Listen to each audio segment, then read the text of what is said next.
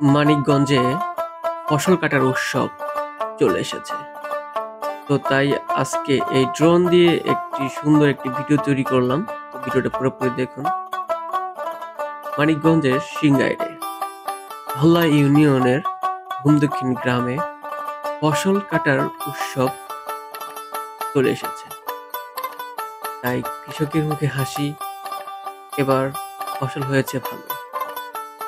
তাই সুন্দর একটি ভিডিও তৈরি করার জন্য এসেছি আমি।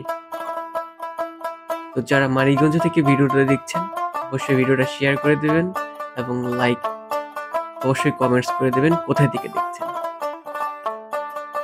এখন আর কৃষক দিয়ে ধান কাটার সেই সিজনগুলি চলে গেছে।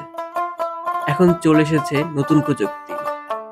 মেশিনের মাধ্যমে খুব নিমেষেই 10 মিনিটেই একটি ক্ষেত পুরোপুরি কেটে ফেলা যায়। খরচে কম, সময় কম লাগে, কৃষকও তাই খুশি। তাই প্রত্যেকটা গ্রামেই এখন এই মেশিন দিয়েই ধান কাটা শুরু হয়ে গেছে।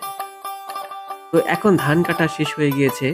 তো এখন দেখুন কিভাবে এই মেশিন থেকে ধানগুলি এই জায়গায় নামানো হচ্ছে। এই জায়গায় ধান নামানোর পর এইখান থেকে ধান প্যাকিং হয়ে কৃষকের বাসায় চলে যাবে।